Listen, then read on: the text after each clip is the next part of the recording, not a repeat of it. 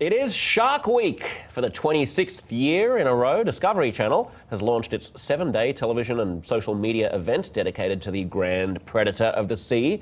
And with all the attention on sharks, this week HuffPost Impact has compiled ways to help the animals. I'm a mad shark fan. Having grown up in Australia, I have both a horror and great respect for them. What can we do to help these great beasts?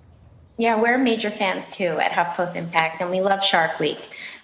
We just think it's really important, in addition to sort of admiring these animals and what they're capable of doing, we also need to really pay attention to some of the risks that they face. And one unfortunate practice that is still going on is shark finning, which is where sharks are brought on board ships, their fins are removed, and then the sharks are thrown back into the ocean. They're completely defenseless at that point. And the fins are then used to make shark fin soup, which is considered, a delicacy in a number of countries and considered very popular. But one of the ways to sort of try and end this practice is get involved with a number of organizations that are working really hard to put an end to it. One of them is the Humane Society International. They're working really hard to, sort of put a stop to this practice. That's one way people can get involved. And also, it goes without saying, just don't eat shark fin soup and don't buy shark fins. You see it all over the place in Chinatown. I mean, China is the main culprit here, and other East Asian countries. So, and also sharks can't even swim when they don't have their fins. So the entire shark just sort of sinks helplessly to the bottom of the ocean and dies, and all goes to waste. It's a horrible practice. Absolutely. And another way to find out what is okay to eat and also to even find alternatives, just to go on Seafood Watch.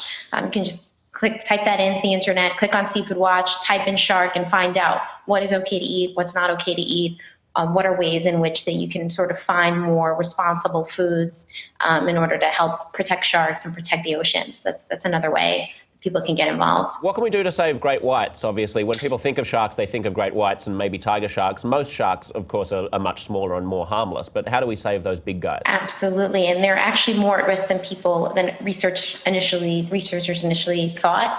They thought that there were at least 2,000 of them in an area in South Africa where there's the largest concentration of great white sharks, but actually they're 50% fewer. And another way to get involved, really what researchers are asking is people to sort of spread the word.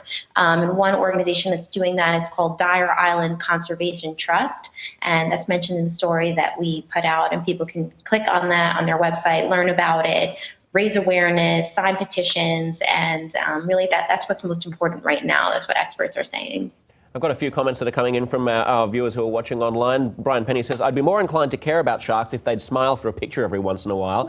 Etc. says, the obsession with this fish is so irrational, especially when it's a yearly thing. Killer whales, dolphins or octopuses are far more interesting. I don't know about that. I think we focus a lot on killer whales and dolphins and octopuses and not nearly enough on sharks. I think it's not like we go to SeaWorld and watch the sharks go jumping around.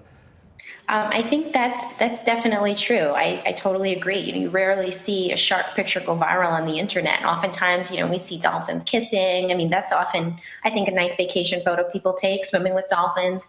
I should add, is a terrible thing to do, because the dolphins shouldn't be in captivity, and right. They don't belong there, and they're very smart and beautiful, and we shouldn't be keeping them there. Obviously, the other thing that people might be able to do is just put a bit of pressure on politicians to exert influence on the countries that still do this. I mean, one of the, Australia, to its credit, is one of the sort of leaders of trying to stop whaling and trying to stop shark finning and so on, because it has a sort of custodianship over a large swathe of the South Pacific, and it's constantly butting heads with countries like Japan and China. So in any way that you can, if you can write to your congressman, or if you can exert pressure on your senator whenever these trade deals come up, it'd be nice to get some restrictions put in there. Absolutely. I mean, that's just really another way. I mean, writing letters, signing petitions, really making people's voices heard, and just making it known that sharks matter and that we need to protect them. That's definitely another way to get involved.